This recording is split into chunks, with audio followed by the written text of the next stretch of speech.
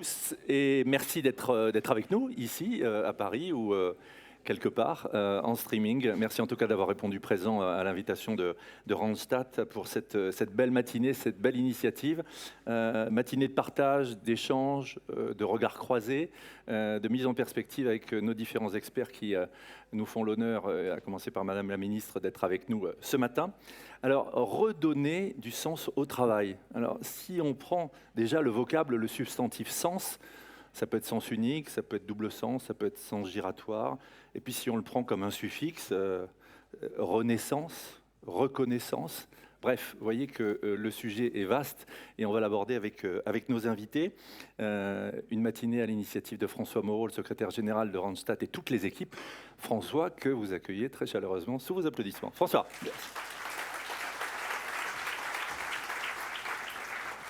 Allez, on s'installe.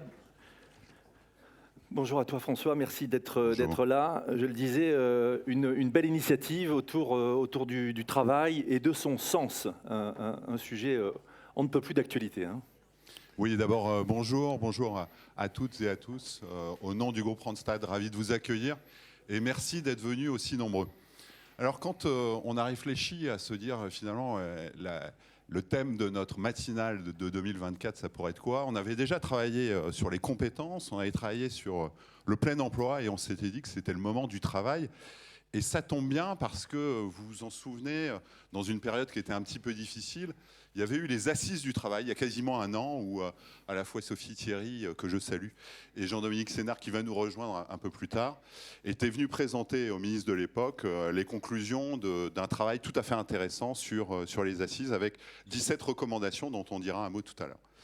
Et puis il y a eu aussi, et on s'était calé là-dessus d'ailleurs, la négociation qui a été lancée, qui est toujours en cours d'ailleurs. Avec un léger décalage, hein, exactement. Ouais. Et on s'était calé le 4 avril en pensant que le 27 ou le 26, et les partenaires sociaux en ont voulu autrement. Et puis il y a eu bien entendu le séminaire gouvernemental de la semaine dernière avec les annonces du Premier ministre le soir même. Et puis peut-être revenir à Randstad. Randstad mène une étude chaque année qui s'appelle le Work Monitor, dont vous pourrez avoir accès d'ailleurs comme les assises du travail en fin de matinée avec un QR code. Et qu'est-ce qu'elle dit cette étude? Cette étude, c'est une étude mondiale qui permet d'interroger 27 000 collaborateurs dans 34 pays. Et peut-être pour la première fois, ce que l'on voit, c'est que le sujet finalement des aspirations des salariés se tourne davantage vers la qualité de vie, l'équilibre vie perso, vie pro, la flexibilité du travail, plutôt que uniquement les questions de rémunération. Et donc ça nous semblait intéressant d'avoir ce sujet du travail et plutôt du sens au travail. Voilà, alors le sens au travail, François, évidemment, ça interroge le travail dans tous ses aspects et évidemment dans toutes ses réalités. Dieu sait qu'il y en a plusieurs et c'est votre quotidien chez Randstad. Hein. Oui, alors bien sûr, on a nous des enjeux à la fois chez Randstad, mais aussi avec nos clients. Un certain nombre sont là ce matin et évidemment, je les salue.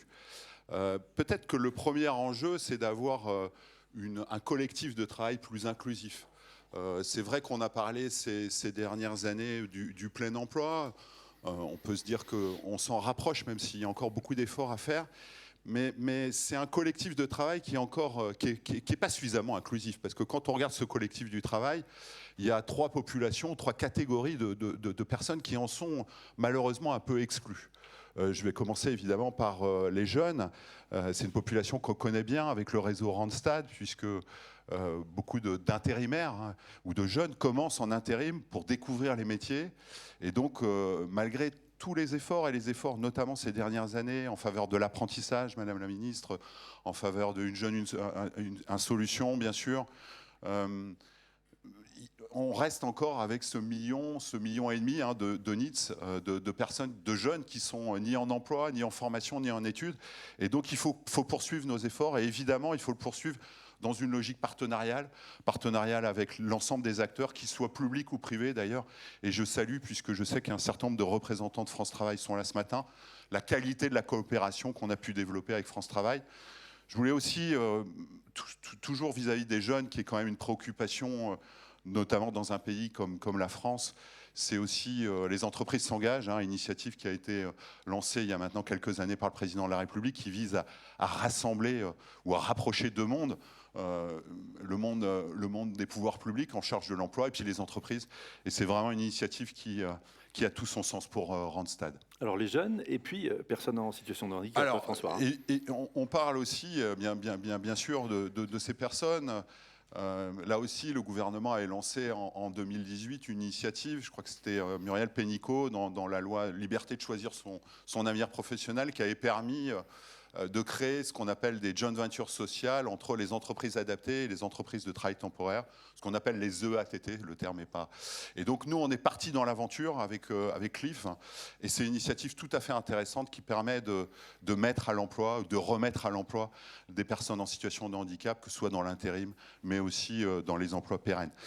Mais force est de constater que même si le taux d'emploi a nettement progressé, le taux de chômage des personnes en situation de handicap, c'est juste le double de la population générale. On doit être à 13% aujourd'hui, donc il y a encore des efforts à faire.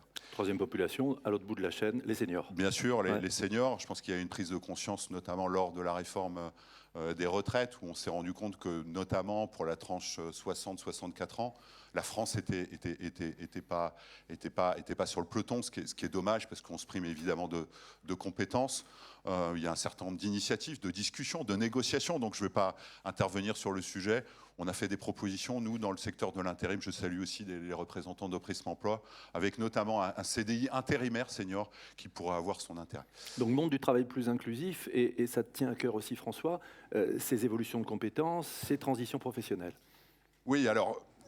On ne peut pas parler finalement là aussi du sens au travail sans parler des perspectives d'évolution, de montée en compétences, notamment pour, on va dire, des populations qu'on connaît bien, là encore dans le réseau Randstad, que sont les ouvriers, que sont les techniciens, leur donner des perspectives d'évolution, des perspectives aussi d'évolution salariale. Et on voit encore, notamment, moi j'ai un exemple qui me tient particulièrement à cœur, et je sais que Madame la Ministre, vous y êtes sensible aussi, c'est dans les métiers de l'humain. On a une grosse activité chez Randstad avec appel médical, où comment on peut permettre à une personne qui le souhaite, qui va faire des efforts pour le faire, de passer d'assistante de service hospitalier à aide-soignante, à infirmière. Et on voit que le parcours, il n'est pas encore totalement sans couture, et là, il y a vraiment des choses à faire. Le deuxième exemple, c'est sur les transitions professionnelles. On voit qu'avec l'impact de la transition écologique, avec l'impact de l'IA, on va avoir des personnes qui vont se repositionner, puis aussi en fonction de leur déshydratat. On peut se dire qu'on peut avoir plusieurs vies professionnelles, plusieurs métiers, et on le voit dans le réseau Expectra, qui est plutôt le réseau des cadres, des besoins d'accompagnement sur ces sujets de reconversion. Voilà. Et on se dit que les dispositifs qui ont été initiés ces dernières années par les pouvoirs publics méritent sûrement de la simplification. Pour être politiquement correct. Il y a aussi évidemment le sujet, le portefeuille de la ministre comprend le mot santé, la sécurité au travail, priorité collective, François. Oui, priorité collective, bien sûr. Et le Premier ministre a rappelé les chiffres qui font froid dans le dos, les fameux 700 morts au travail par an. Et surtout, ce qui est un peu navrant, c'est que ce chiffre ne bouge pas depuis 10 ans. Donc dans la profession, dans l'intérim, on est évidemment très, très concerné, très sensibilisé. Nos équipes font un travail formidable, mais on doit avoir une démarche plus collective avec les entreprises utilisatrices.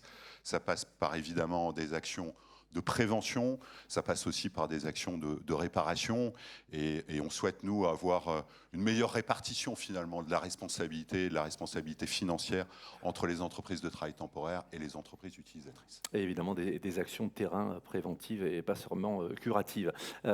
François, pour terminer, cette matinée, je le disais, va être très riche avec des regards croisés, des mises en perspective et des profils et des expertises différents. Oui, alors sans rentrer dans le détail de la matinée, faire peut-être un peu de teasing. C'est vrai qu'avec avec Frédéric, on a eu la chance de passer beaucoup de temps pour préparer avec l'ensemble des intervenants. Et j'ai gardé finalement quelques éléments qui vont nous permettre de dresser un peu le déroulé de cette matinale. D'abord, on aura la chance d'accueillir Maryse Léon qui et arrive au même moment. Ça, voilà, le timing est parfait. Ça, c'est royal, ça. Et puis, Patrick Martin, alors, vous l'avez bien compris, hein, on ne va pas revenir sur la négociation en cours du nouveau pacte de la vie au travail. On va essayer de dézoomer et on va les laisser avancer dans leur négociation, sachant que j'ai bien compris, si j'ai bien suivi, normalement, il devrait aboutir ou pas la semaine prochaine. Ensuite, ils vont revenir sur leur vision, ce qui est important pour eux. Moi, ce que j'ai retenu notamment des échanges avec Maryse Léon, c'est son sujet, et je pense que c'est un sujet fort, hein, de reconsidérer le travail, valoriser les compétences, et puis reconsidérer, donner un témoignage de reconnaissance aussi aux salariés qui continuent à évoluer, qui continuent à se former. Sans en dire plus, Patrick Martin est très sensible au sujet de la formation et très impliqué sur la réforme des lycées professionnels. Et je pense que son sujet, c'est comment on rapproche le monde de l'entreprise avec le monde de la formation. Et là, je pense qu'il y a en effet quelque chose à faire. Après, on a une belle table ronde, hein, François. Alors ensuite, on a avec des praticiens sur le terrain. Voilà, on a une table ronde avec des représentants d'entreprises qui sont... Déflore pas trop les sujets. Non, je n'irai pas trop loin. Des entreprises qui sont... Des clients qu'on connaît relativement bien. Et puis, ce qui nous semblait aussi important, c'était d'avoir un représentant de l'administration. Qu'est-ce que je retiens, moi, de ces échanges préparatoires avec ces entreprises? D'abord, elles vivent des grandes transformations, comme nous, dans toutes nos entreprises. Et ces transformations, elles ne peuvent réussir que s'il y a un collectif, si l'humain est au cœur de la transformation. Et ça sera les témoignages sur lequel, à la fois, Audrey de Verlois, qui est la présidente de Sanofi, reviendra, en insistant peut-être, elle, sur l'alignement des valeurs notamment de la nouvelle génération et les valeurs de l'entreprise. Et puis, elle nous fera un clin d'œil sur les innovations en termes de recrutement et de recrutement inclusif, en utilisant notamment des coachs sportifs pour postuler chez Sanofi. N'en dis pas trop. Peut-être ensuite, Thierry Barry, le CHRO d'Airbus, qui reviendra, lui, sur le côté très affectif, finalement, de ses collaborateurs avec le produit Airbus. Et c'est comment entretenir la flamme, notamment dans un environnement où on est en pleine transition écologique, et il nous donnera un peu sa feuille de route. Et puis, Xavier Chéreau, en charge des ressources humaines et de la transformation au sein du groupe Stellantis.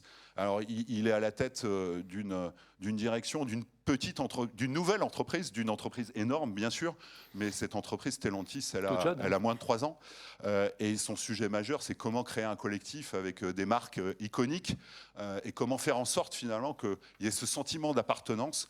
Et il nous parlera notamment d'une initiative que je trouve tout à fait intéressante, c'est la formation des cols bleus avec un socle commun. Et puis Pierre Ramin, qui est en charge de la direction générale du travail, que je remercie également d'être là parmi nous, qui être un peu la vigie, mais aussi doit adapter finalement les relations, les conditions de travail par rapport aux aspirations des salariés, aux demandes des entreprises, en étant évidemment extrêmement sensible aussi sur les sujets de prévention et de sécurité. Et puis bien sûr, Madame la Ministre, merci beaucoup d'être là ce matin, de nous accueillir. On sera ravis de vous entendre, d'abord sur vos convictions en matière de travail, de sens au travail, puis peut-être de revenir sur des sujets qui vous sont chers. Ça peut être bien sûr le sujet de la sécurité et de la santé au travail, bien sûr, des sujets d'inclusion et les métiers du soin, sans oublier le sujet des compétences. Donc merci beaucoup et on va vous passer la parole dans quelques instants. Je ne peux pas terminer cette introduction sans remercier mon président, Franck Ribuot, que je cherche des yeux, qui m'a donné carte blanche pour monter cette conférence. C'est vraiment agréable d'avoir un patron, hein. Je parlais d'autonomie tout à l'heure. Jean-Dominique Sénard et Sophie Thierry en diront un mot tout à l'heure sur les assises du travail. Quel plaisir d'avoir un patron qui vous donne de l'autonomie. Qu'est-ce que c'est agréable. Et puis, les équipes de Randstad aussi, et je voulais saluer Delphine Elatry et notamment Marie Lequelec. Et puis tous nos partenaires, le MEDEF 93-94 qui a joué le jeu en ouvrant sa liste d'adhérents, mais aussi Top Employeur, la NDRH, et puis les entreprises s'engagent. Donc merci beaucoup aux partenaires, ravis d'être là, et je vous souhaite surtout une très belle matinale, qu'elle soit la plus passionnante possible. Merci François Moreau. On applaudit, merci François. François le disait, c'est un plaisir et un honneur pour nous d'accueillir Madame la ministre Catherine Vautrin, ministre du Travail, de la Santé et des Solidarités. Votre présence, Madame la ministre, est évidemment un signal fort. Il y a des convictions, il y a une feuille de route, il y a un écosystème qui bouge. Les négociations, on en parlait avec François à l'instant. Et on va vous écouter avec beaucoup d'attention. Et puis ensuite, si vous le voulez bien, on sera en échange tous les deux pour répondre à quelques questions. Merci d'accueillir très chaleureusement Catherine Vautrin, s'il vous plaît, qui nous rejoint.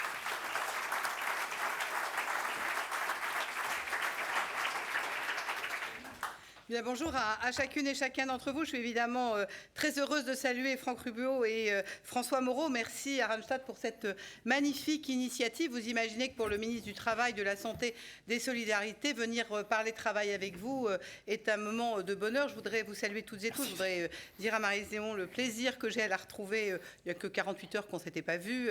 Saluer Patrick Martin et vous saluer toutes et tous dans la diversité des activités qui sont les vôtres, avec un mot tout particulier évidemment pour Sophie Thierry. Merci. Moi, je suis héritière finalement des Assises du Travail et des conséquences des Assises du Travail. Et je pense que vous avez ouvert une voie et que cette voie... Peut-être que ce matin, vous allez continuer à creuser parce que, effectivement, vous savez, moi, il n'y a pas 3 mois que je suis en charge de ce portefeuille, mais ce qui m'a frappé lorsque je suis arrivée, vous savez, vous êtes dans une phase d'immersion, vous voyez la taille du portefeuille qui est le mien, mais il y a des mots qui vous interpellent.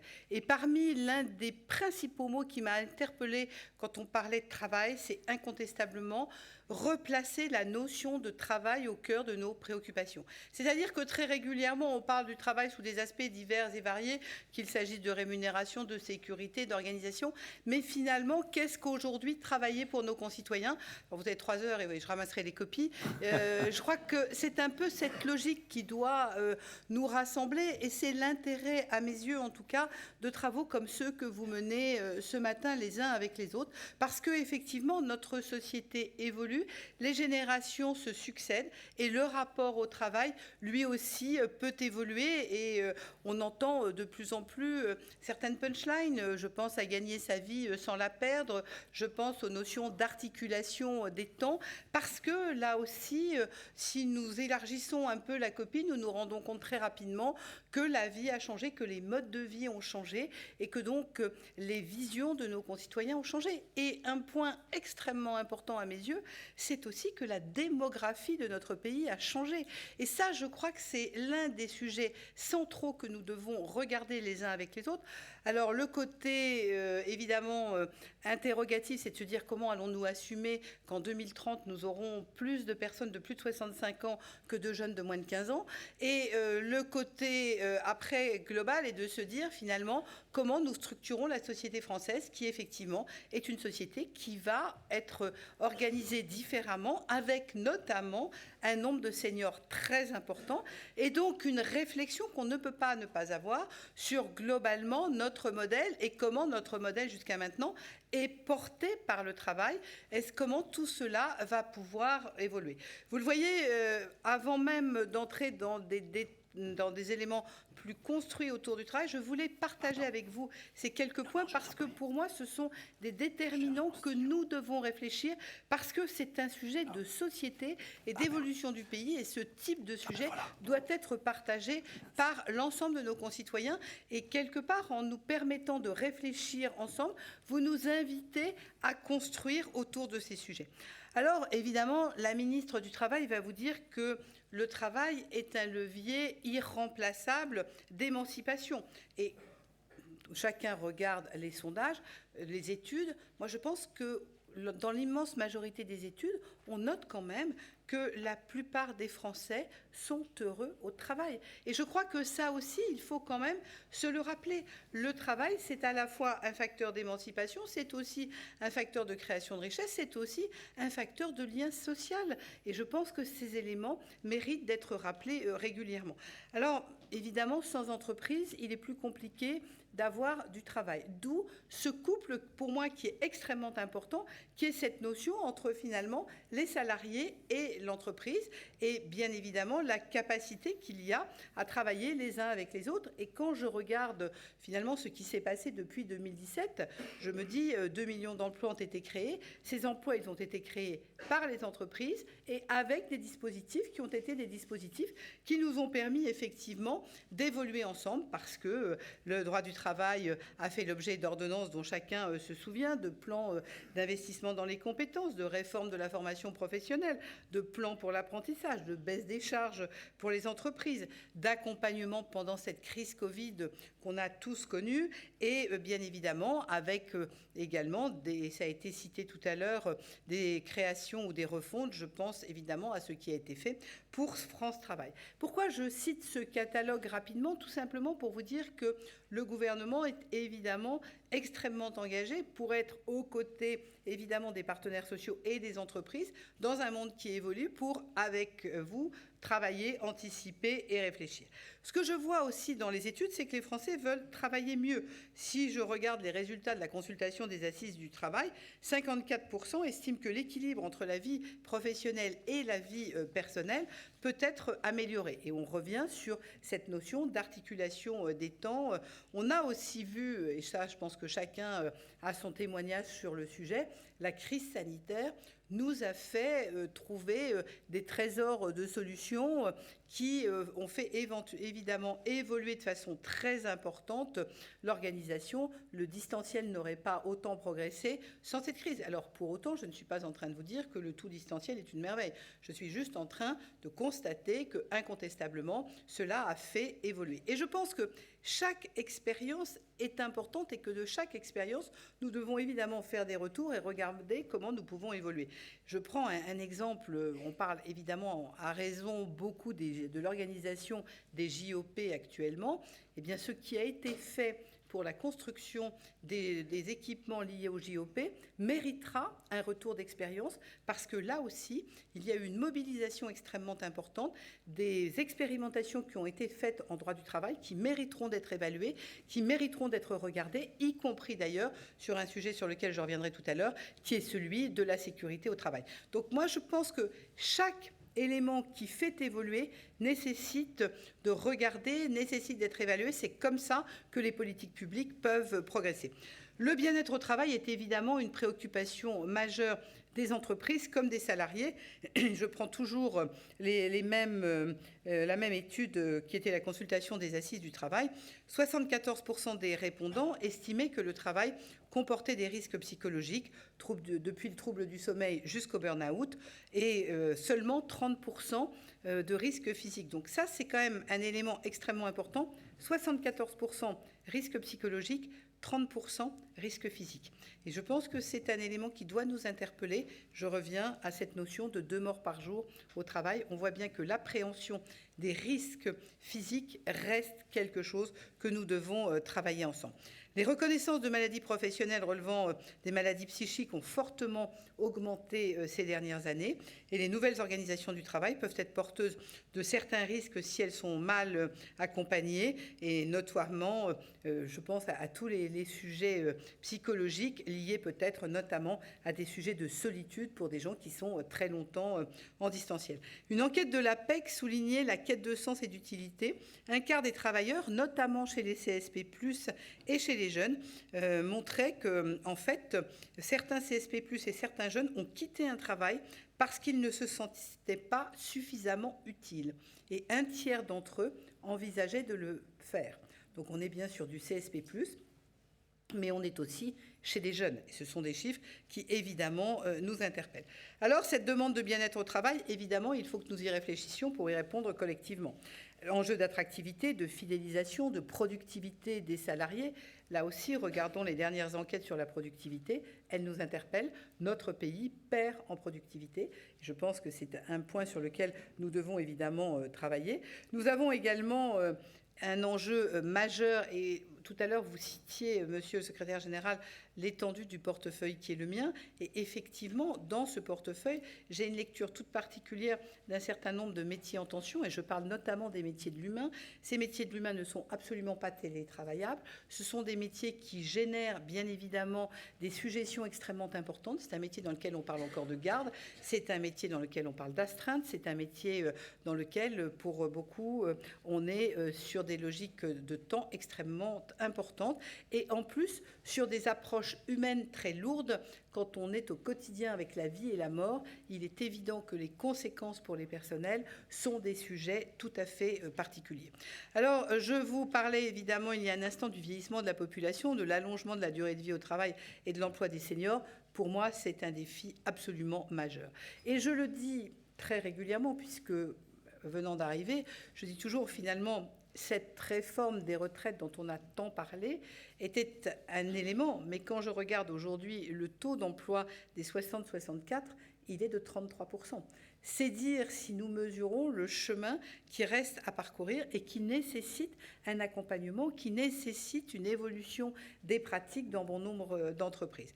Et évidemment, le dialogue social à tous les niveaux joue un rôle clé pour trouver des solutions adaptées. L'organisation du travail, les conditions de travail, mais aussi la juste reconnaissance du travail. Et je voudrais insister sur, effectivement, un monde du travail plus inclusif. Vous faisiez allusion à juste titre des NEEDs, mais moi je voudrais revenir sur un point qui m'interpelle énormément, qui est celui de l'orientation. Parce que je suis frappée de voir combien parmi les NEEDs, nous avons des jeunes qui sont des jeunes qui ont été formés, qui sont des jeunes qui en fait ont même des diplômes. J'en ai rencontré tout à fait récemment dans des missions locales. J'ai souvenir d'un d'entre eux, bac informatique, un autre avait un BTS de comptabilité, pour être précise. Et je leur demande, ils étaient dans une mission locale de la banlieue parisienne, et je leur demandais ce qui s'était passé. Et le constat était le même pour les deux. Ils s'étaient rendus compte que le métier pour lequel ils avaient été formés ne les intéressait absolument pas. Ils avaient donc abandonné purement et simplement le métier, ils étaient à la mission locale, et là, les équipes des missions locales essayaient de remonter un parcours avec eux. Et on touche du doigt finalement ce sujet. J'ai l'impression que ça fait des années qu'on en parle, d'où effectivement l'importance de la formation, l'importance du bureau des entreprises dans les lycées, l'importance de la connaissance des métiers. C'est la première finalement des injustices sociales, parce que quand vous ne connaissez pas de métier, la première découverte, c'est le stage de troisième. Si vous vous épanouissez dans votre stage de troisième, tant mieux, vous avez trouvé votre voie. Si vous pouvez continuer, c'est génial. Si en revanche, le stage de troisième ne correspond pas à ce que vous vouliez faire, vous êtes perdu, pour ne pas dire largué. Et c'est très compliqué d'avoir une autre vision et de pouvoir s'engager. Et demander à quelqu'un à 15 ans, qu'as-tu envie de faire ? Nous y sommes tous passés. Enfin, rappelons-nous quand même la difficulté de savoir quelle vie on a envie d'avoir à 15 ans.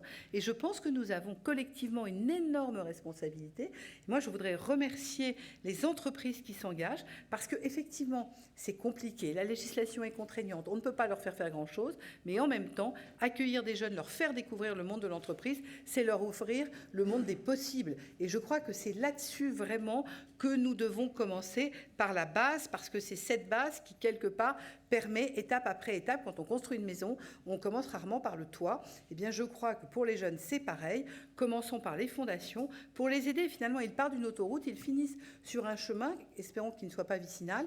Le but de la manœuvre étant qu'ils puissent, après, tout au long de leur vie, pouvoir évoluer. Alors là-dessus, évidemment, le gouvernement a des responsabilités à prendre. Et évidemment, je voudrais, une fois encore, saluer les garants des assises du travail, qui étaient un élément tout à fait important et qui faisait écho, évidemment, à l'ANI sur le pacte de la vie au travail. Alors, effectivement, je ne doute pas que mardi prochain, si mes informations sont bonnes, nous aurons le retour de cette ANI sur la vie au travail pour commencer finalement à construire ensemble ce qu'est le travail, déjà de la deuxième partie de la première moitié du XXIe siècle, parce que finalement c'est ça notre enjeu. Et évidemment, question d'emploi, parcours professionnel, conditions de travail. Et je ne vais pas parler à la place de Patrick Martin ou de Marie-Lise Léon. Ils viendront, j'imagine, sur le sujet. Et moi, j'ai entendu des sujets qui me paraissent extrêmement intéressants. Ils le savent parce que je leur dis tout le temps. Moi, je suis très fan de leur idée du bilan à mi-carrière, qui, à mon avis, est un bon moyen d'avoir une photographie de ce qu'a fait le salarié pendant 20 ans et surtout de voir avec lui à la fois son état physique, mais surtout ce qu'il a envie de faire dans les 20 ans qui viennent et donc de travailler son employabilité. Parce que très concrètement, moi je suis très très attachée à la capacité de maintenir une employabilité et donc de permettre à la fois d'aller vers d'autres possibles, parce qu'une carrière c'est long et c'est important dans sa carrière, enfin regardons tous nos parcours, on a tous eu, pour beaucoup d'entre nous, la chance de faire différentes choses et je crois que c'est très important d'avoir cette capacité dans sa carrière et avoir un bilan un peu important, fixe, à mi-carrière me paraît un point tout à fait important. L'aménagement du temps de travail en fin de carrière, c'est aussi probablement une facilité de pouvoir continuer sa carrière, tout comme évidemment travailler autour de l'emploi des seniors, pourquoi pas autour du CDI de fin de carrière. Enfin, il y a pas mal d'idées sur lesquelles je pense nous pouvons travailler, tout comme sur les reconversions professionnelles et le contrat de professionnalisation qui permet là aussi de maintenir son employabilité. Je suis évidemment très attachée au compte personnel de formation qui mérite incontestablement de regarder, d'être amélioré, mais il y a là aussi des possibilités qui me paraissent importantes. Sur le CETU, il est très débattu. Le gouvernement y est très attaché. Je pense qu'il faut être en capacité de trouver les voies et les moyens de le mettre en place. Pas sûr qu'on ait encore totalement atterri, mais la créativité est là pour trouver des réponses. Parallèlement à ça, nous souhaitons, je souhaite, faire vivre le débat sur le travail. Alors vous le savez, on a missionné le Conseil économique, social et environnemental sur les organisations alternatives et innovantes du travail et nous aurons bientôt leur avis que je regarderai avec gourmandise. Et j'ai annoncé la mise en place d'une COP travail autour de sujets qui sont des sujets sur le travail, le télétravail, l'articulation des temps, l'impact des évolutions sociétales sur le travail. Nous devons absolument nous pencher ensemble avec les partenaires sociaux, avec les acteurs du travail sur ces sujets et je pense qu'il faut le faire avant l'été parce que c'est finalement un continuum qui doit nous permettre d'avancer et de travailler ensemble. Alors évidemment, l'État doit prendre toute sa part, y compris dans sa propre organisation, qui n'est pas forcément toujours un modèle du genre. Donc c'est facile de dire aux autres. Je pense que nous aussi, nous avons à y travailler. Et bien évidemment, avec nos équipes d'administration centrale, nous le ferons. Je voudrais évidemment dire que parmi les éléments de satisfaction des salariés, la rémunération reste un sujet non négligeable. Et je pense qu'il faut que nous en parlions. C'est dans cet esprit que j'ai installé jeudi le Haut Conseil des rémunérations, qui est présidé par la DRH de la Poste, que je remercie de son engagement sur le sujet. Et je pense que, quelque part, la productivité va nous permettre, là encore, de réfléchir, de travailler, y compris sur la désmicardisation de notre pays, qui reste un enjeu pour toute une partie de la population qui, aujourd'hui, a un peu un sentiment de déclassement. Autre élément sur lequel je voulais dire un mot, c'est la gaulliste sociale qui s'adresse à vous. C'est évidemment la notion de partage de la valeur qui, pour moi, reste un élément tout à fait important. Les partenaires sociaux se sont engagés, nous avons transposé. Il faut maintenant que nous allions plus loin parce que c'est très concrètement du sonnant, du trébuchant au service de nos concitoyens. Donc, vous le voyez, le champ est extrêmement large. Il est extrêmement large sur chacune et chacun de nos concitoyens. J'ai beaucoup parlé des seniors, j'ai beaucoup parlé des jeunes. Je pense évidemment également aux personnes en situation de handicap. On est toujours sur cette notion de 6%. Au-delà des 6%, c'est là encore la capacité à reconnaître, la capacité de faire évoluer. Et moi, je rends hommage aux entreprises qui s'engagent. J'ai notamment des exemples d'ESAT hors les murs tout à fait remarquables, avec notamment de jeunes autistes qui ont des capacités d'évoluer, qui, en fait, de conditionnement sont passés à gérer des tableurs Excel à Orchy dans le Nord, par exemple. Donc, on le voit, un attachement fort, un accompagnement tout à fait important. Et enfin, la ministre du Travail est une femme.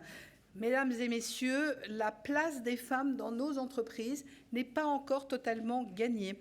L'index n'est pas une note sur 100. L'index est un objectif qu'on doit atteindre qui est celui du 100 sur 100. Aujourd'hui, 77% des entreprises concernées répondent seulement et la note moyenne est à 88. Donc on le voit, il y a encore pour les femmes de notre pays un certain nombre d'éléments pour lesquels nous devons avancer. L'égalité salariale, bien évidemment. L'évolution professionnelle, c'est une évidence. Nous sommes là pour nos compétences, pas parce que nous sommes des femmes, et nous avons à cœur de le démontrer au quotidien. Je connais votre implication sur les sujets. Merci de m'avoir écouté. Très belle journée à chacune et chacun d'entre vous.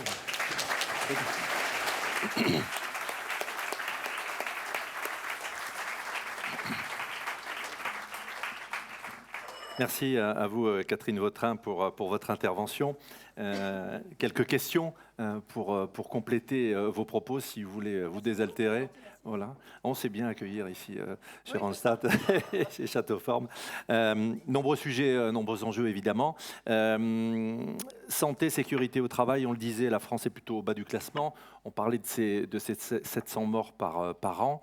Les accidents du travail graves ou mortels. Des mesures concrètes prévues pour améliorer la sécurité des travailleurs. Quelles impulsions vous souhaitez continuer à donner ? Moi, je pense que sur un sujet comme celui-ci, cela se passe par le dialogue. Et on a aujourd'hui des entreprises qui sont extrêmement engagées. Moi, je pense à la formation. Et à la formation chaque année, parce qu'on le voit, c'est vraiment une prise de conscience nécessaire de chacun des salariés dans tous les domaines. Et je pense que vraiment, j'étais il y a quelques jours à Strasbourg dans une grande entreprise qui notamment travaille sur des activités comme le bardage, donc qui sont des activités sur la grande hauteur, par exemple, et qui depuis très longtemps se sont engagés sur des accompagnements, des formations qui permettent effectivement de réduire considérablement leur taux d'accident du travail. Donc je pense que là-dessus, moi je ne suis pas une amie de la contrainte, je suis une amie de l'incitation. Et donc mon objectif, c'est au contraire de mettre en avant ce qui est vertueux. Je pense que vous avez aussi, avec vos organisations professionnelles, la capacité à faire de l'échange d'expériences qui derrière permet d'aller plus loin. Et je pense que ce sujet doit être un sujet qu'on doit remonter de façon plus importante. Je le dis aussi, nous avons une catégorie professionnelle qui mérite que l'on retravaille avec elle et qui mérite probablement qu'on revoie plus son rôle de conseil que son rôle de contrôle, vous me voyez arriver, ce sont les inspecteurs du travail. Je pense que cette profession a été trop longtemps stigmatisée comme étant exclusivement dans du contrôle, peut-être pas, pas assez de dialogue, je le dis avec beaucoup de précautions oratoires, vous le remarquez, mais pour autant, moi j'ai l'intention de travailler avec les Dreads sur ce sujet, parce que ce sont quand même eux qui font les analyses des causes et qui derrière tirent les conséquences. Et on a des retours d'expérience qui méritent d'être partagés. Donc du respect partagé, de l'accompagnement et une vision plus conseil finalement que contrainte. Autre question, autre sujet, on en parle beaucoup, les transitions professionnelles, l'acquisition de nouvelles compétences, les évolutions, fin des carrières linéaires. Aujourd'hui, on se retrouve avec des transitions multiples, transition numérique, technologique, on va dire, transition démographique aussi, puis transition environnementale. Comment est-ce qu'on peut accompagner justement encore mieux les personnes dans l'acquisition de nouvelles compétences ? Je pense aussi aux personnes qui sont très éloignées de l'emploi. J'ai animé un séminaire pour le département de Saône-et-Loire qui est très, très en pointe sur ces sujets-là, avec les BRSA. Comment est-ce qu'on donne du sens ? Et puis surtout, comment on fait que ces mutations, elles profitent au plus grand nombre ? Alors, il y a beaucoup de réponses dans une question courte, mais avec de très nombreuses entrées. Donc, si je pars sur le sujet des BRSA et des personnes les plus éloignées de l'emploi, c'est évidemment le travail qui a été voulu dans la refonte de France Travail. L'idée de la refonte de France Travail, ça a été précisément d'abord de traiter chaque bénéficiaire du RSA pour faire un point de situation. Le point de situation, c'est évidemment les besoins de formation. Ce sont aussi ce qu'on peut qualifier d'empêchement au travail. Les sujets de garde d'enfants, de mobilité, de logement. Enfin, on a, les freins périphériques. Exactement. On a un certain nombre de gens... ayons le courage d'appeler les choses par leur nom, qui sont dans une situation de précarité qui fait qu'au milieu du lot de difficultés, le travail n'est pas forcément la toute première des préoccupations et surtout pas forcément perçu comme étant ce qui va pouvoir aider à s'en sortir. Et donc, il faut avoir la capacité déjà à faire ça. Je pense notamment à une population qui est celle des mamans solo, qui sont dans des situations extrêmement difficiles. C'est pour ça, par exemple, qu'on a mis en place, et vous voyez, là encore, je suis sur une autre case de mon ministère, les crèches AVIP, qui sont en fait des crèches qui sont à vocation d'insertion professionnelle. L'idée, c'est que le conseiller de France Travail qui voit cette maman un peu... empêchée parce qu'elle a ce sujet de garde d'enfant qu'elle ne sait pas trop gérer, voire même peut-être un sujet tout simplement avec son bébé parce qu'elle est totalement toute seule et que ce n'est pas évident. Déjà, on répond à ce premier sujet, parce que pour une maman... Donc on dessert un frein, quelque part. Voilà, on répond à ce sujet qui est celui, déjà, de son bébé. Une fois qu'on a géré le problème du bébé, on peut commencer à faire le point sur quelle est sa formation, quelles sont globalement ses aspirations. Et là, France Travail a capacité non seulement à faire ce point et cette évaluation, mais surtout à proposer de l'immersion en lien avec les entreprises qui ont accepté ce partenariat à France Travail, ce qui permet que la personne soit en immersion dans l'entreprise, ce qui derrière lui permet de se rendre compte finalement de ce que peut être le métier qu'elle a éventuellement ébauché dans sa tête, mais dont elle n'a aucune idée des attendus. Ce qui nous permet d'avoir finalement une stratégie d'approche beaucoup plus personnalisée, derrière une signature d'un contrat d'engagement qui vraiment est un suivi spécifique. Ce qui veut dire que pour nous, la conséquence très concrète, c'est plus de personnes au service de chacun des demandeurs d'emploi et surtout des entreprises partenaires qui se sont engagées pour accepter ces stages finalement d'intégration et derrière, évidemment, une capacité à répondre aux besoins d'emploi. Ça aussi, c'était un sujet important. Comment on fait le lien? Vous savez, moi, je suis une élue de territoire, je suis élue à Reims. Ce que j'ai toujours remarqué, j'étais présidente de ma communauté urbaine, 143 communes, 300 000 habitants. Chaque fois qu'une entreprise veut venir s'installer, la première question qui est posée, c'est quelle est la qualité de votre bassin d'emploi? Et si derrière, on n'a pas capacité à proposer une main-d'œuvre qui soit effectivement une main-d'œuvre formée, adaptée, etc., l'entreprise va aller sur d'autres territoires Rendre le territoire et le bassin d'emploi de attractif. meilleures réponses. Et c'est là que ce lien de France Travail avec les besoins des entreprises et d'un autre côté, cette connaissance des personnes potentiellement en capacité d'être embauchés, permet de rejoindre l'offre et la demande. Et je pense que c'est un point très important. Donc, je suis partie très loin par rapport à votre question. J'y atterris. Donc, la question... Évolution des compétences. Et donc, ça, c'était pour les personnes qui sont le plus loin de l'emploi. Après, vous avez toute la formation tout au long de la vie dans les entreprises, qui est un enjeu majeur. On sait très bien que la carrière, même au sein de l'entreprise, si on veut évoluer, encore faut-il avoir capacité à se former. Point très important que vous avez évoqué, l'électronisme, qui ne va faire que croître et embellir demain avec l'intelligence artificielle. L'intelligence artificielle est à la fois une gigantesque opportunité pour notre pays, mais la mission a été rendue il y a 3 semaines. Ce que l'on constate, c'est que bien évidemment, il y a des nécessités de formation, même si derrière, il y a des enjeux de progrès absolument majeurs. Donc, ce sujet formation à tous les âges, initial comme continu, est le gage de l'employabilité. Oui, et permet de gommer aussi ce que je pourrais appeler le syndrome de l'imposteur. Je ne vais pas y arriver parce que je me sens incapable de le faire. Mais c'est exactement ça. Et alors ça, c'est particulièrement vrai chez les femmes. Et chez les femmes, le syndrome de l'imposteur et le syndrome de « je ne sais pas comment je vais m'organiser » est un sujet sur lequel il faut effectivement aller plus loin pour les accompagner et les pousser à s'engager encore plus parce qu'elles ont la capacité de le faire, mais la modestie de dire « oh, je ne sais pas si je serai capable ». Question sur les métiers de l'humain. On en parlait avec François tout à l'heure, des métiers du lien. On parlait de cette transition démographique avec un allongement de la vie en bonne santé. Des personnes qui veulent évoluer. Il y a eu des expériences qui ont été tentées, des caissières de Monoprix qui se retrouvaient après chez Korian. Comment vous voyez les choses par rapport à ça, sachant qu'elles pâtissent, ces personnes-là, de conditions de travail, vous en parliez dans votre discours préliminaire, pas forcément génial. J'ai un sujet conditions de travail, j'ai un sujet rémunération et j'ai un sujet évolution des métiers. En d'autres termes, sur le sujet conditions de travail, par définition, c'est des métiers de l'engagement et de la présence au pied, que ce soit dans la crèche, que ce soit dans un EHPAD ou que ce soit à l'hôpital, c'est des métiers de présence. Ça, c'est le premier sujet. Du care, comme on dit. Oui, bien sûr, le métier du soin pour parler français. Et donc là-dessus, très concrètement, vous avez raison. Et cette reconnaissance de la présence doit être faite en sonnant et trébuchant. C'est le sens de ce qu'on a appelé dans le jargon l'année dernière le Ségur fonctionnement, c'est-à-dire une augmentation des salaires des personnels, notamment dans les hôpitaux et dans les EHPAD, pour répondre à cet élément. Mais au-delà de cela, l'autre point, c'est celui des passerelles. Parce qu'effectivement, quelqu'un qui a été infirmière de bloc, une IBOD, pour appeler ça dans les termes, eh bien, je peux parfaitement comprendre qu'au bout d'un moment, elle soit fatiguée, elle a envie de faire autre chose. Et là, il y a plusieurs questions qui peuvent se poser. Dans son discours de politique générale, le Premier ministre évoquait l'idée que des infirmières puissent reprendre des études et pourquoi pas devenir médecin. On peut aussi avoir le cas d'une infirmière qui veut totalement changer, par exemple avoir des conditions de vie différentes. Je vais vous donner un exemple. Aujourd'hui, on a besoin d'infirmières dans les lycées. C'est pas très compliqué de faire une passerelle pour qu'une infirmière de l'hôpital, demain, puisse aller dans un lycée. Autre exemple une dame qui est puéricultrice dans une crèche.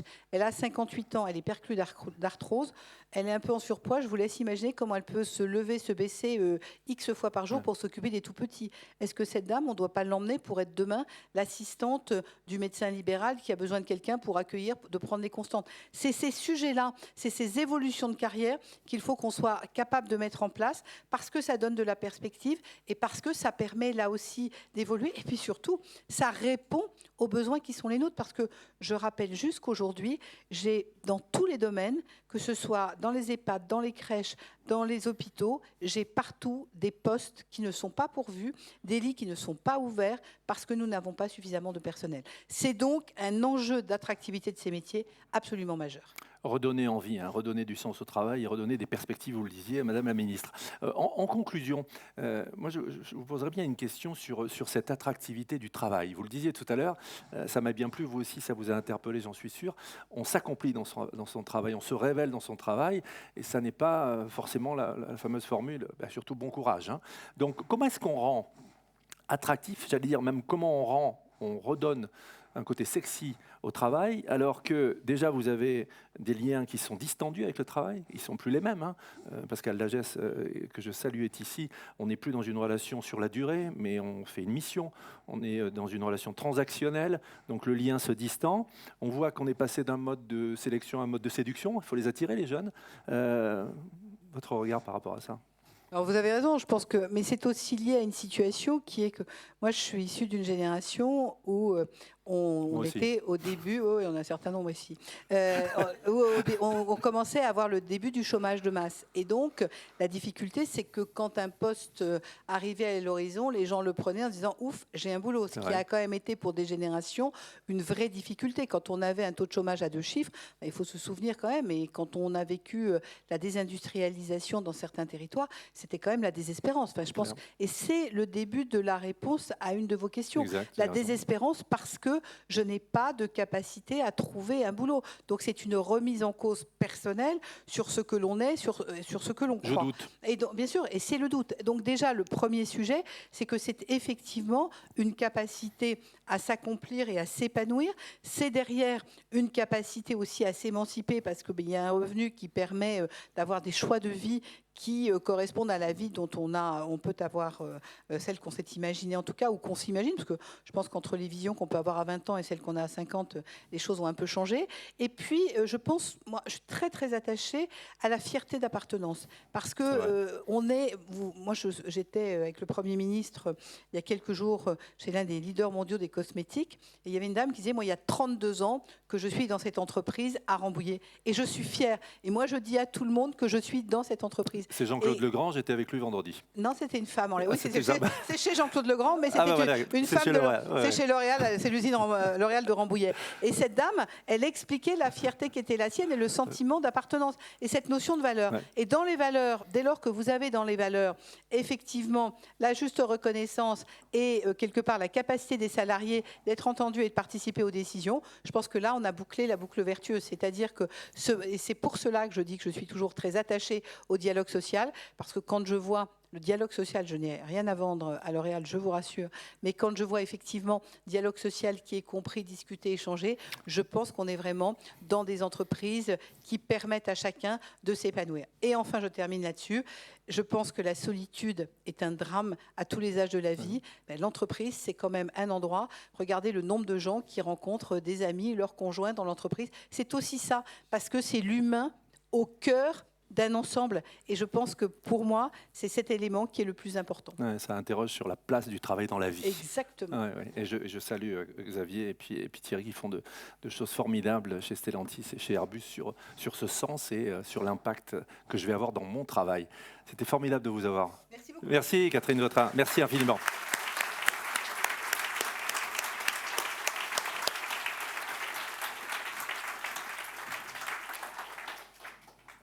On va poursuivre notre matinée. Vous avez vu qu'elle est riche et elle est percutante, avec des regards croisés. François vous en parlait tout à l'heure, regards croisés entre Marie-Lise Léon et Patrick Martin. Bon, on va les accueillir tout de suite. Merci de les applaudir. Ils viennent me rejoindre sur cette scène. La secrétaire générale de la CFDT, le président du MEDEF, Ils sont avec nous. Marie, si ça vous dit, venez ici. Voilà, Patrick. Voilà, installez-vous. On se sent bien. Voilà. Des regards croisés, des sensibilités différentes, évidemment aussi. Sur cette thématique du sens au travail qui nous concerne tous, redonner du sens au travail avec toutes les parties prenantes, évidemment, les salariés, le gouvernement, les partenaires sociaux et les entreprises. On en parlait avec Madame la Ministre, et vous le vivez au quotidien, ces transformations permanentes et accélérées. Et donc, votre décryptage et vos regards respectifs vont être très intéressants. Marie-Zéan, je me tourne vers vous. Tiens, travail et sens, ça vous interpelle comment? Cette thématique de redonner du sens au travail par rapport aux convictions de la CFDT, par rapport à vos convictions? Bonjour à toutes et à tous. Merci de cette proposition à la discussion.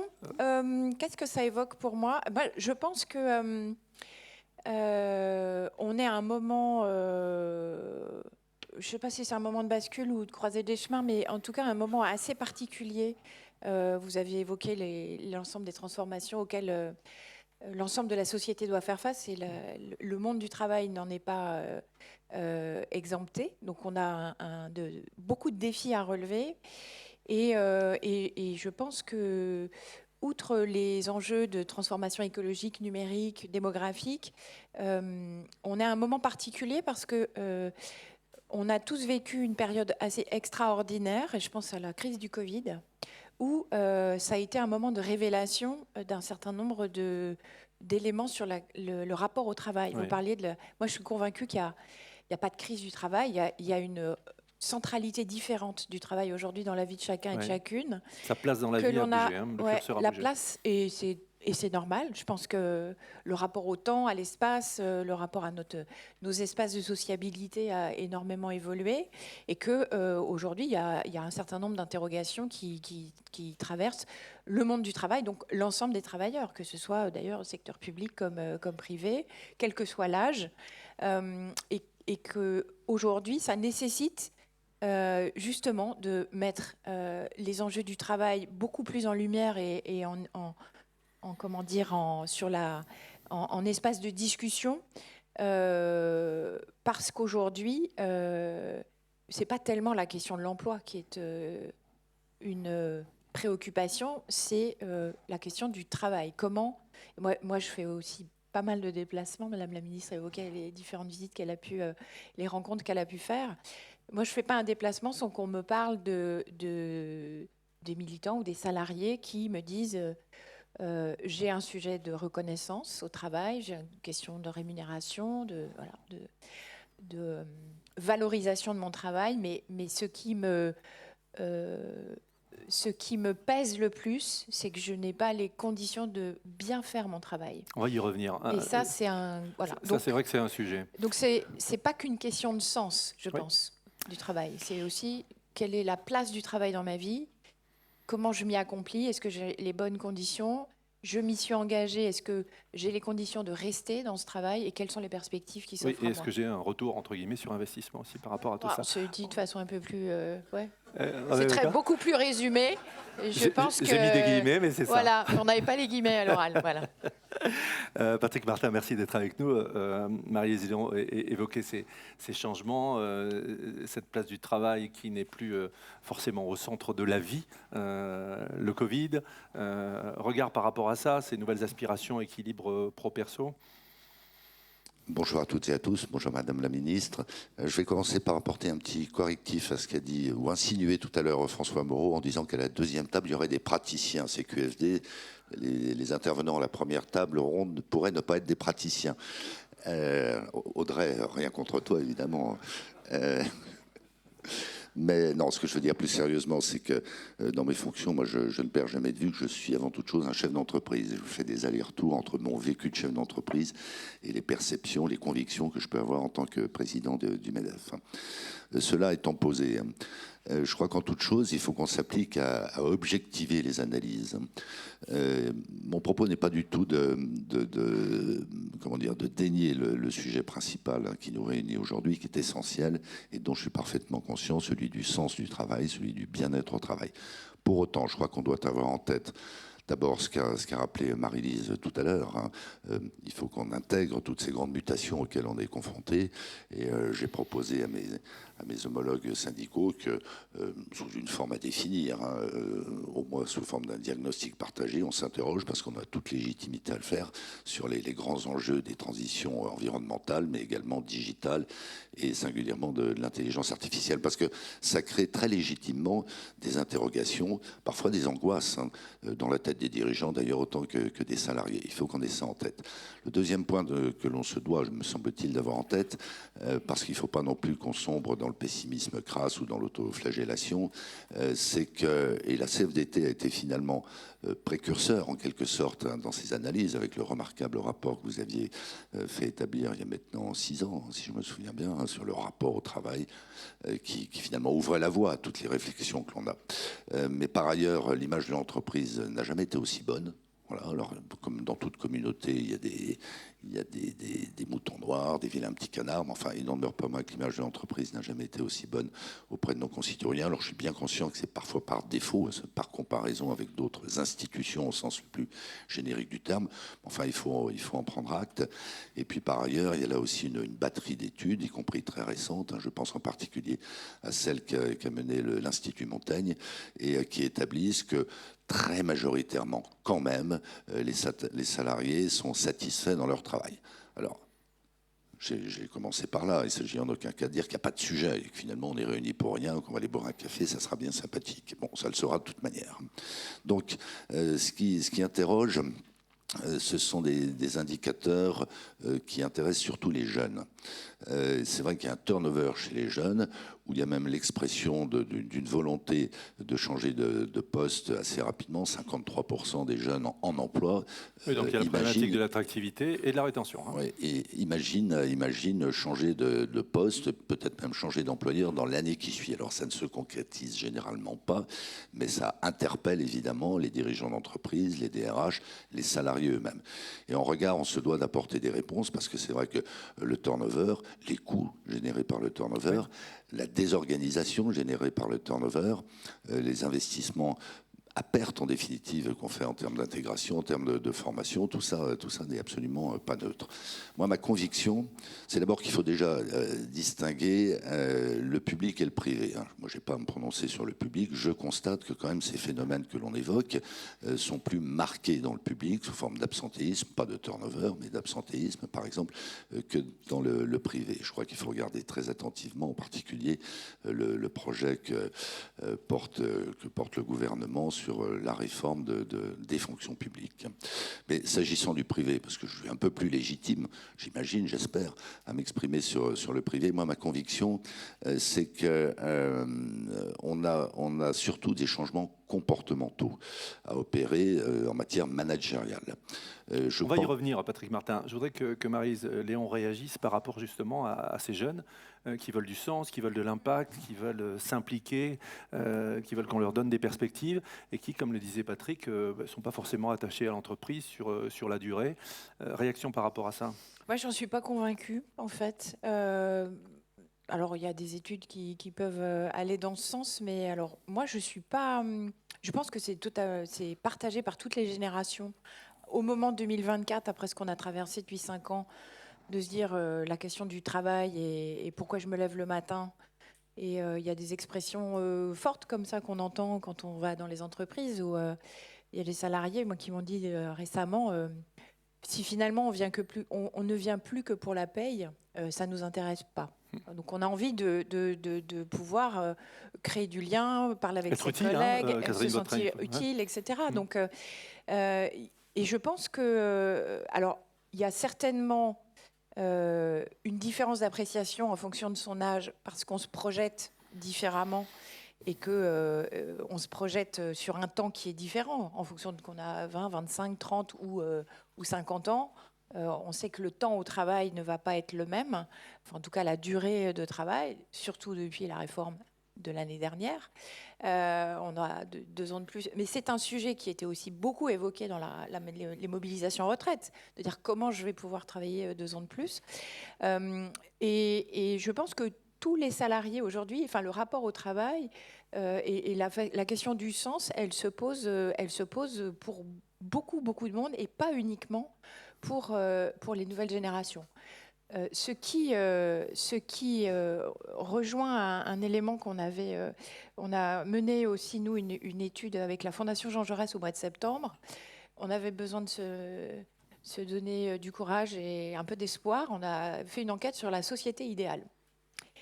Et la question du rapport au travail est extrêmement intéressante.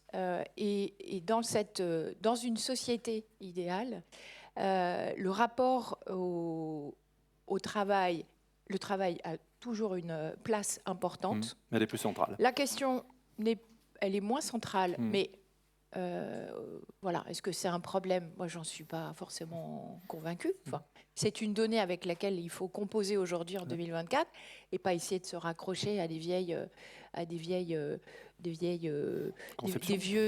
éléments. Voilà, de dire c'est un fait. Comment du coup les entreprises et les syndicats, nous aussi, ça nous questionne sur le rapport au travail et donc le rapport à l'engagement au travail. Lorsqu'on est représentant du personnel, par exemple. Et donc, dans cette société idéale, la question n'est pas de travailler plus ou de travailler moins, la question est de travailler mieux. Et les nouvelles, parmi les plus jeunes, la question, il y a un très fort attachement à l'entreprise. Et s'ils intègrent le fait qu'ils vont devoir avoir plusieurs métiers, ils ne sont pas forcément demandeurs faire 10 entreprises. Ils sont toujours attachés à la grande entreprise, dans laquelle ils peuvent avoir une vraie carrière professionnelle. Et des perspectives. Et donc, c'est vraiment ce sujet. Et je pense que c'est un des enjeux aussi du moment de travailler sur cette question d'évolution de carrière, d'ascenseur social et de se sentir... Il n'y a pas forcément en tout cas, ça ne concerne pas la majorité des personnes qui se disent on va zapper d'une entreprise à une autre tout au long de notre carrière. C'est pas tout à fait voilà, comme ça que c'est. Ça remet en cause certaines idées Ouais. reçues sur ces nouvelles générations qui picorent et qui sont instables. Alors, il y a un point qui est intéressant par rapport au sens, par rapport aux perspectives que ces générations peuvent avoir, les autres aussi d'ailleurs, et par rapport à l'évolution des métiers. Changement de métier, changement de compétences, comment je me forme tout au long de la vie. Madame la ministre, vous y faisiez référence. Comment je change je fais un pas de côté avec le sujet de l'intelligence artificielle, parce que c'est un peu en tête de liste. Je sais que vous avez des choses à dire par rapport à ça, Patrick. Je voudrais quand même compléter. Je suis d'accord avec Marie-Lise. Ouais. Ça arrive. Hein. Quand même, je complète. Oui. Il y a l'image des métiers, qui est une notion très évolutive. Je prends un exemple, le nucléaire. Le nucléaire, d'abord parce qu'il y avait un plan de charge qui était bouché, pour ainsi dire. On s'était mis en tête que le nucléaire allait décliner. Donc, c'est pas très attractif en termes de métier et c'est pas très satisfaisant pour les gens qui travaillaient dans cette filière. Si je ne me trompe pas, parce que l'image du nucléaire a changé et parce qu'il y a des perspectives de long terme dans le nucléaire, on a maintenant des candidatures très intéressantes à tous les niveaux de qualification dans le nucléaire. Donc les choses ne sont pas figées pour l'éternité. Je reviens quand même sur ce que je disais sur les pratiques managériales.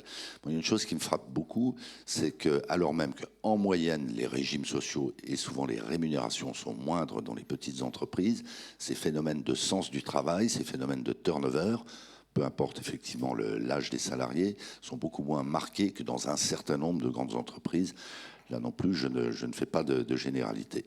C'est ce qui m'amène à considérer qu'on doit réviser quand même nos pratiques managériales qui, allez, pour caricaturer les choses, sous l'influence d'un certain nombre de grands cabinets de conseil, sont devenues très génériques, très anonymisantes, et finalement... c'est le sujet de Jean-Dominique Senard, on y reviendra tout à l'heure. Distant de la relation humaine et le sentiment de considération. Moi, je crois beaucoup à cette notion de sentiment de considération qui doit correspondre à une réalité. Il ne faut pas que ce soit simplement un sentiment. Et donc, il faut bien s'entendre ou se comprendre sur le sens qu'on donne au sens du travail. Voilà. Et donc, sur l'intelligence artificielle, là aussi, je crois qu'on a une impérieuse nécessité, d'abord nous-mêmes, de bien comprendre les enjeux et les conséquences de cette profonde et rapide révolution, et puis de nouer un dialogue extrêmement dense avec toutes les parties prenantes, en l'occurrence avec les salariés, parce que, je l'ai dit tout à l'heure, de la même manière que les dirigeants eux-mêmes, ils sont très indécis, très interrogatifs et très inquiets en définitive. Moi, ce qui me frappe beaucoup, c'est que quand on regarde les grandes études internationales, certains experts annoncent des centaines de millions de destructions d'emplois, d'autres annoncent des centaines de millions de créations d'emplois, et ça, c'est le solde. Ça ne dit rien à l'intérieur des emplois qui seront maintenus, des grandes transitions. C'est peut-être le sujet de qui va en tirer profit et qui va se retrouver sur le bord de la route, hein, Patrick Cotta. Voilà. Et puis, bon, je crois qu'il faut positiver les choses, les opportunités que ça va créer en termes de création d'emplois, je viens d'en parler, mais également en termes d'évolution des postes, de pénibilité. C'est terrible d'employer ce terme-là, mais je l'emploie, d'usure au travail ou de lassitude. Et donc, en toute chose, je crois qu'on a un devoir, nous, dirigeants d'entreprise, d'éclairer à notre place, d'éclairer un petit peu l'avenir pour que, je reviens au sens du travail, on ne crée pas ou on n'entretienne pas ou qu'on ne suscite pas d'interrogations qui peuvent faire perdre le sens du travail. Quel sera mon emploi demain? Est-ce que mon entreprise sera encore là? Est-ce que mon métier existera encore? Est-ce que l'intelligence artificielle va le détruire? Sur l'intelligence artificielle, justement, et ses évolutions technologiques, Marie-Lise Léon, on va apprendre plus vite, on va pouvoir s'enrichir. Vigilance quand même. Oui. Vigilance, et moi je pars du principe que je ne sais pas. Je ne sais pas, je ne peux pas, et je pense que personne n'est en capacité de mesurer véritablement l'impact de l'IA, du numérique, voire même des transformations écologiques. Et même si ça nous rassure d'essayer de quantifier le nombre d'emplois, on parle dans la transformation écologique 8 millions d'emplois qui seraient impactés, je pense qu'il faut éviter, en tout cas ne pas essayer de s'accrocher à des chiffres et à une quantification, mais qu'il faut travailler sur la qualité de cette transition. Et donc en se disant, bon, on ne sait pas forcément où on va atterrir. Oui, on va avancer pas à pas. Hein. On avance pas à pas, parce que je pense que personne ne peut avoir la prétention de savoir exactement où est-ce qu'on va aller. Mais de se dire, l'important c'est de trouver le bon chemin et de sécuriser et d'accompagner. Et avant cette sécurisation, l'accompagnement, il faut pouvoir anticiper. Et je pense que l'IA, comme les transformations écologiques, doivent impérativement intégrer les débats avec les représentants du personnel lorsqu'il y a des discussions sur la stratégie de l'entreprise. Parce que les salariés, ils sont pas hors sol. Ils voient bien que la société bouge, que le monde du travail va devoir faire face à des défis et qu'on va leur demander des évolutions. S'il n'y a pas de transparence et d'anticipation, ils sentent que quelque chose se passe sans y être associés. Et si le débat arrive trop tard, ils vont se sentir comme une variable d'ajustement. Oui, des engagements. Et ils vont se dire, si c'est comme ça, on va appuyer sur le frein au lieu d'appuyer sur l'accélérateur. Et moi, je suis convaincue que l'emploi, la qualité de l'emploi, les compétences, l'expression sur le travail, c'est le triptyque qui va permettre de bien mener ces transitions et surtout, voire même de les accélérer. On voit les difficultés aujourd'hui qu'on a à trouver à recruter dans le bâtiment sur la rénovation thermique des logements. Les compétences sont une clé de cette transformation et une possibilité d'accélérer. Donc je pense il est urgent que ça puisse être beaucoup plus partagé dans les entreprises, dans les branches professionnelles. On le voit sur la filière, vous évoquiez la question de l'industrie, la filière automobile connaît une mutation majeure du passage du thermique à l'électrique. Moi, je rencontre encore des salariés qui sont chez des sous-traitants dont on peut largement s'inquiéter de la pérennité de leurs activités quand on fabrique des pots d'échappement. Ou des moteurs thermiques. On va y revenir avec Xavier Sirot tout à l'heure. C'est un vrai sujet. C'est un vrai sujet et il y a encore des salariés qui sont loin d'être associés à ces discussions. Et ça crée des tensions. S'il n'y a pas d'acceptabilité sociale de ces transitions, elles ne se feront pas ou elles se feront de façon extrêmement oui, il y aura un pied douloureuse. sur le frein, comme vous le disiez. Patrick, réaction par rapport à ce que disait Marie-Lise? Je partage et je voudrais ajouter une dimension, et je ne crois pas me tromper en disant qu'on partage cette grille de lecture avec la CFDT, qui est la dimension territoriale. Ouais.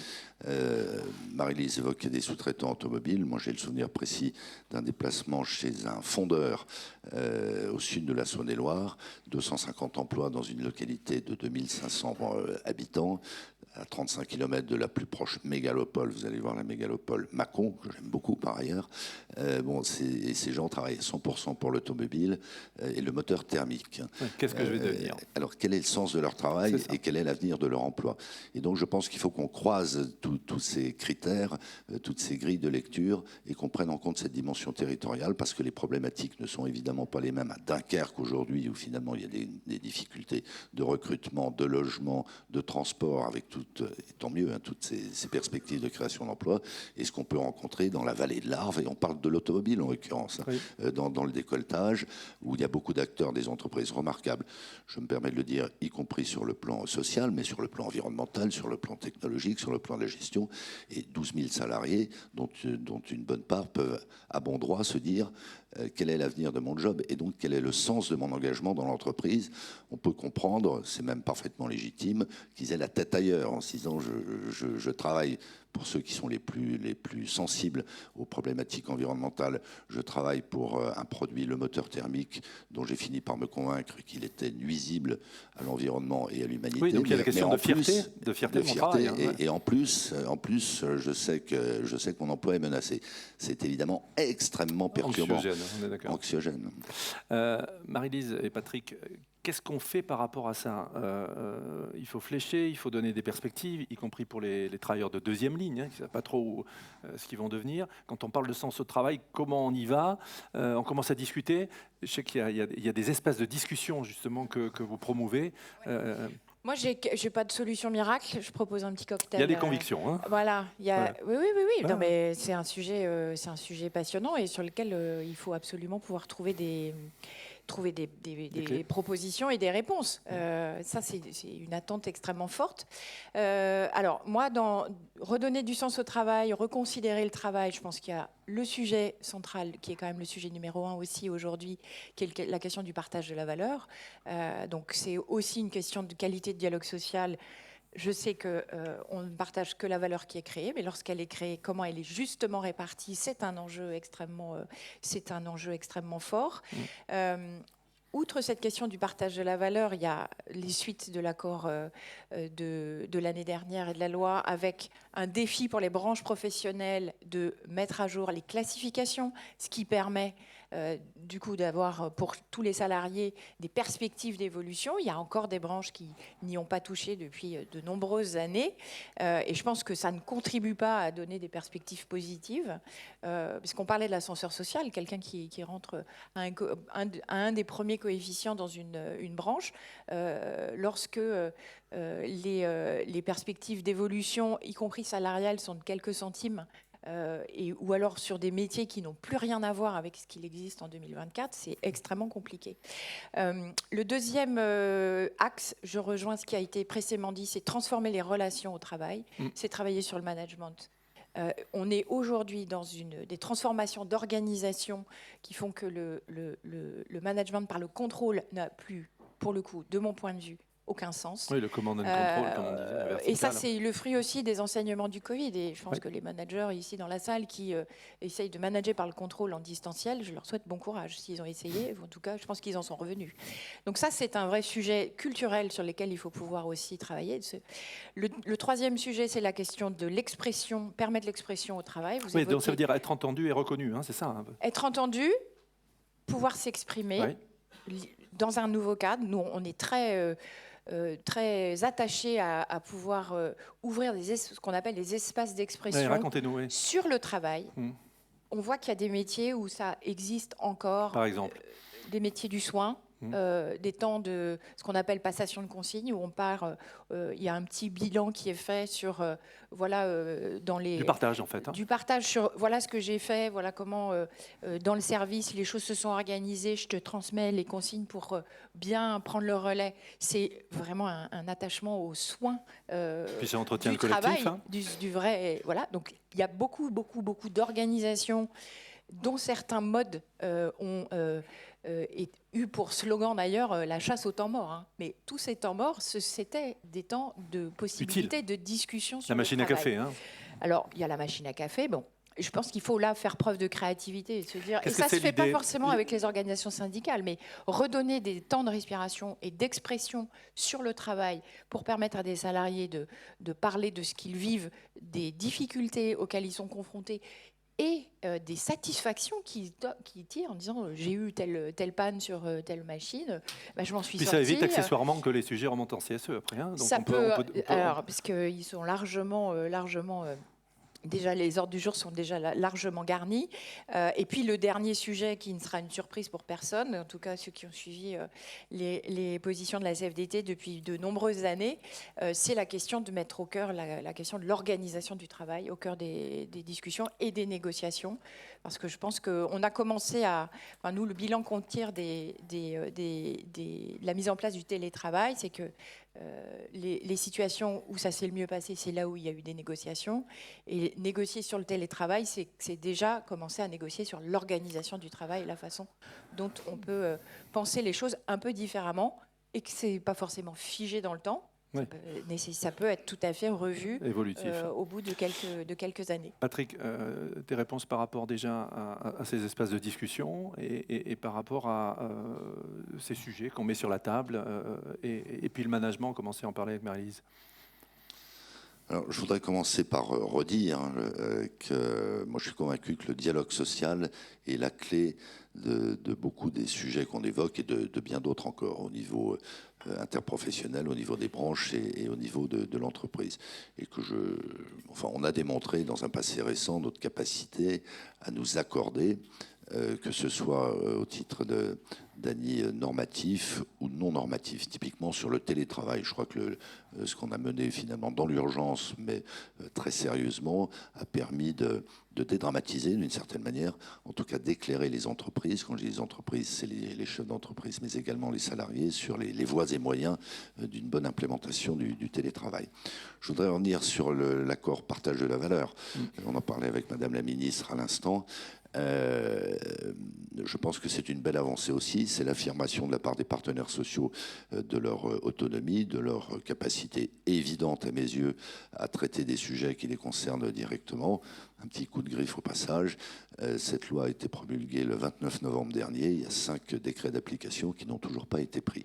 Et donc je ne comprends pas que sur un objet qui fait consensus, qui est un bel objet, on a besoin de sujets positifs, on a une telle inertie dans la mise en œuvre. Ensuite, il y a des sujets dont on n'a pas parlé jusque-là, mais qui, de mon point de vue, se relient au sens du travail. C'est-à-dire la capacité que l'on aura ou pas, en termes de considération sociale, mais aussi en termes de revenus, à rééquilibrer les revenus du travail et les transferts sociaux. Ce que je veux dire par là, c'est qu'en particulier les travaux en cours des deux économistes, Bozio et Wasmer, à mon avis, seront très fondateurs. Je rappelle qu'ils s'inscrivent dans le sillage de la conférence sociale de l'automne dernier. Et il me semble que ce n'est pas indifférent dans la considération qu'ont ou pas nos concitoyens à l'égard du travail. On sait tous, et je me garde là aussi d'en faire une généralité, que certains sont interpellés, parfois même choqués, de constater que ayant eux-mêmes un engagement professionnel très, très résolu, eh bien finalement ils ne gagnent pas beaucoup plus que d'autres qui ont, à l'égard du travail, à l'égard de l'emploi, une conception très différente. J'insiste, je me garde de faire des généralités, je ne suis certainement pas en train de dire que tous les chômeurs sont au chômage parce qu'ils ont décidé d'y être. Loin s'en faut. Mais il en va de même pour les arrêts maladie. Moi je le vis dans ma propre entreprise. J'ai commencé par dire tout à l'heure qu'avant toute chose j'étais un entrepreneur. Ici et là, j'entends des réflexions sur le thème. C'est quand même pas normal. Moi, quand j'ai un petit bobo, je viens travailler. Mon collègue, séance tenante, à 3 jours, 4 jours, 5 jours d'arrêt maladie. Je suis pas médecin. La personne qui fait le salarié qui fait ce commentaire n'est pas médecin non plus. Il faut être très prudent. Ouais, donc, et voilà. de désengagement, quand on dit il faut revaloriser le travail, il faut le revaloriser en toute chose. Et puis, je crois mieux inscrire encore dans l'imaginaire collectif que oui, le travail peut être perçu comme une contrainte, mais c'est surtout une source d'accomplissement, de revenus, etc., mais que notre pays, globalement, ne serait-ce que pour la préservation de ces régimes sociaux, pour le revenu, pour les emplois, notre pays a nécessité à travailler. Et je pense qu'en soi, c'est un facteur de motivation. Je contribue, et à vrai dire, plus personne n'en est conscient. Je contribue par mon travail à ce que la paix sociale, la prospérité dans notre pays soit préservée et, si possible, s'améliore. Alors, intéressant hein, ce que tu dis, Patrick, sur le fait que je contribue à un rayonnement sociétal, économique de tout mon pays. Mais déjà, dans l'entreprise, les salariés se posent souvent la question, quel est le sens de mon travail dans une chaîne qui devient complètement opaque, où je ne connais plus le sens de mon travail. Réaction par rapport à ça, et puis Marie-Lise. Parce que c'est... Non, mais j'ai pointé le nez là-dessus. À nouveau, on a trop fragmenté les organisations, on les a trop anonymisées. Il y a souvent il y a encore trop souvent des décisions, oui, non, puis des décisions un peu intempestives de réorganisation qui sont incompréhensibles et qui surtout prennent par surprise les intéressés, les salariés eux-mêmes. Donc je pense qu'il ne faut jamais confondre vitesse et précipitation et qu'il y a nécessité sous une forme ou sous une autre, en associant mieux les salariés, a fortiori ceux qui seront directement concernés par ces réorganisations, pour faire la pédagogie et puis partager des bonnes idées. Parce que moi, je suis assez inquiet de voir de temps en temps des managers débarrouler dans une entreprise et séance tenante décider d'une réorganisation. Alors parfois il y a une nécessité, une urgence, hein, mais c'est pas la majorité des cas. Et on est gagnant au bout du compte si on prépare mieux ces décisions et si on les challenge auprès des intéressés.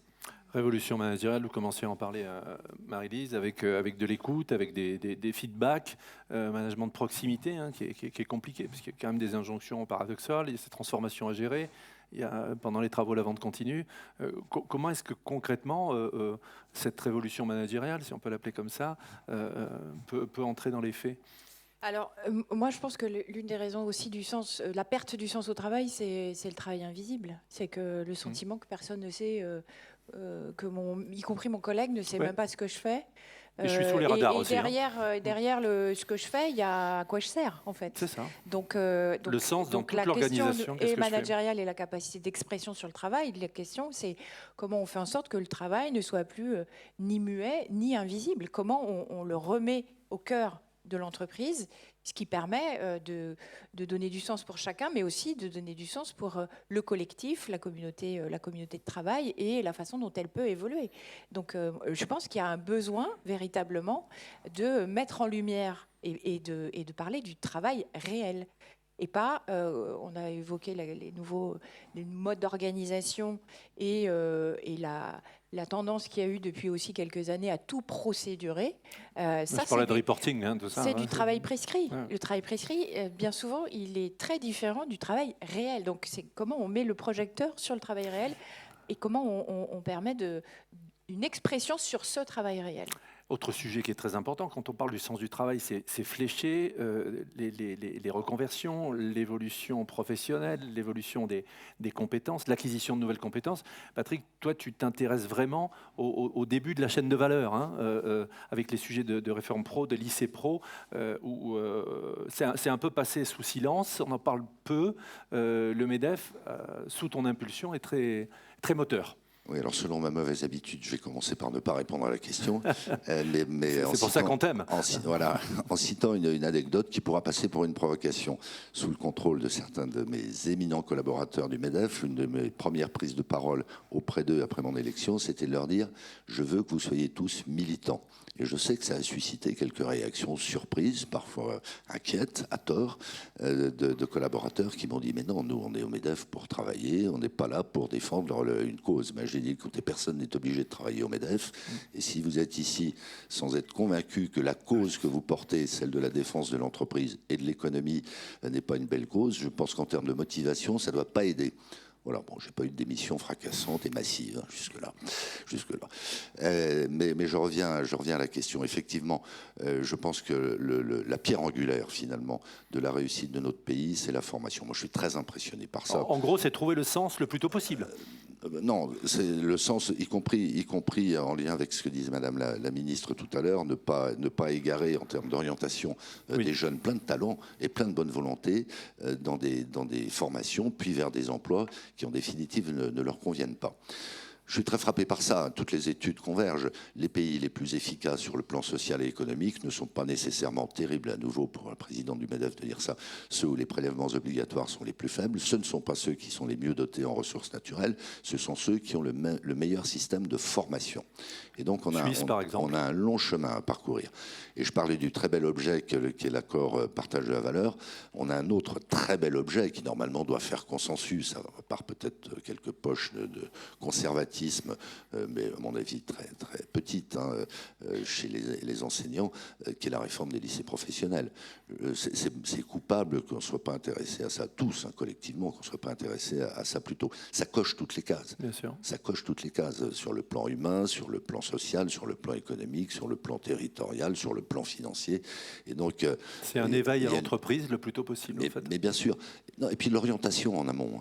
L'orientation, donc moi je tarabuste nos adhérents, en tout cas pour ceux qui n'en sont pas déjà convaincus, pour qu'ils s'impliquent dans cette réforme en participant beaucoup mieux à l'accueil des stagiaires, c'est une évidence, mais autant que possible à la gouvernance de ces lycées, à une relation quotidienne avec les bureaux des entreprises qui ont été installés, séances tenantes dans chacun des établissements, l'accueil des stagiaires lycéens le jour venu, et puis leur embauche, parce qu'évidemment, si d'un commun accord, on flèche les formations vers des qualifications qui correspondent à des emplois, et Dieu sait si dans la construction, dans l'industrie, dans les services, dans le commerce, on a un besoin impérieux à ces niveaux de qualification de recrutement. C'est le qualitatif qui est à l'origine maintenant des difficultés de recrutement. Malheureusement, la conjoncture ralentissant, on est moins sur des enjeux quantitatifs. Et donc, il faut prendre absolument ce sujet en amont. Et puis, évidemment, il faut qu'on ait ensuite un accompagnement tout au long de la vie. Mais réussissons déjà la réforme des lycées professionnels. Les 650 000 jeunes qui sont dans ces lycées, et moi je n'hésite pas à le dire, qui sont parfois dans des ghettos, y compris des ghettos ethniques, s'en porteront bien, on s'en portera bien, nous les entrepreneurs, et le pays s'en portera bien. Donc on n'a pas de choix que de réussir cette réforme. Il y a une petite latence, semble-t-il, dans le déploiement. Nous, au MEDEF, on veut être surmobilisés et on veut que ça réussisse. Voilà, il y a un petit coup de booster de la part de Patrick Martin. On est au début de l'échelle du temps, Marie-Liséan, avec ce que disait Patrick Martin à l'instant. Maintenant, si on parle tout au long de la vie, le sens, redonner un sens à sa vie, l'ascenseur social, égalité femmes-hommes, et puis aussi tous les sujets liés à l'emploi des seniors. Votre regard, justement, pour redonner du sens à tout ça? Il y a plusieurs leviers. On a évoqué la question déjà des parcours professionnels, et dans un même secteur, ou en tout cas une branche professionnelle, comment on repense les métiers, les classifications pour permettre de véritables parcours.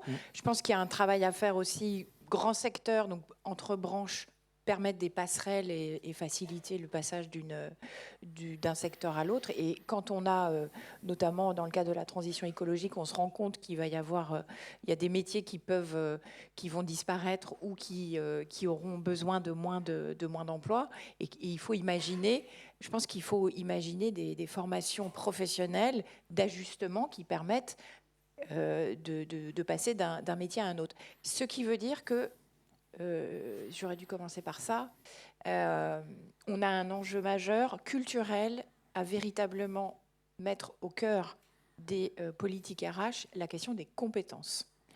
Et quand on évoque les métiers peu valorisés, où il y a des